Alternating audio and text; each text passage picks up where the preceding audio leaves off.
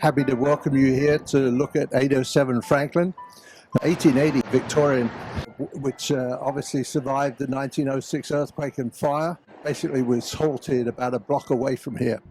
So this is not what you would describe as a mansion, as was typical on Nob Hill, for example. Great. I'm Ian Berke. I was the listing agent on this house. I think the house is really a very significant house architecturally.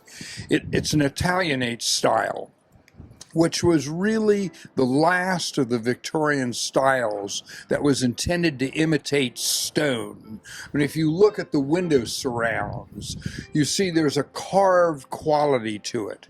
They aren't just flat. They aren't two-dimensional. It's three-dimensional ornament. And we found a mover that can actually move the entire building in one piece, which is huge for us. We don't have to worry about cutting it and reassembling it.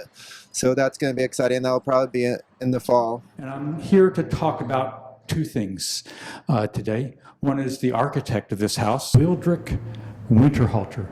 And I'll also talk a little bit about the Italianate style, how this house compares or relates to other Italianates. We're in what was obviously the dining room.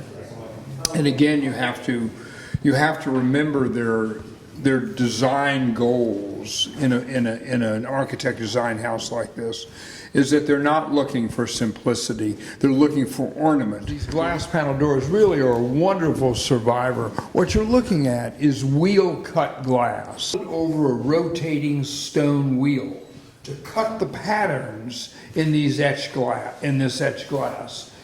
When the house was built, it was lit by gas, and you can still see on these wall sconces this would have had a gas lit fixture above. All the same thing in the entry with the staircase, with which would have been the first thing you see when you come into the house.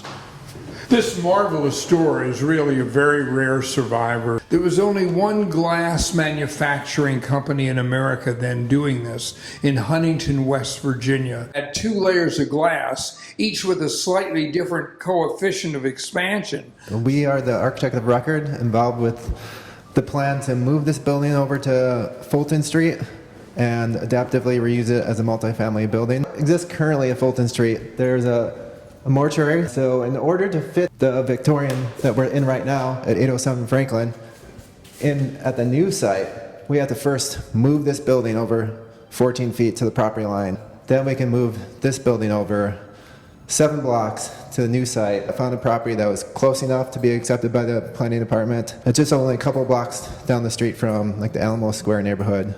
So there's a lot of similar style buildings in the area. So the historic preservation part of this project is really about preserving the character-defining features on the outside.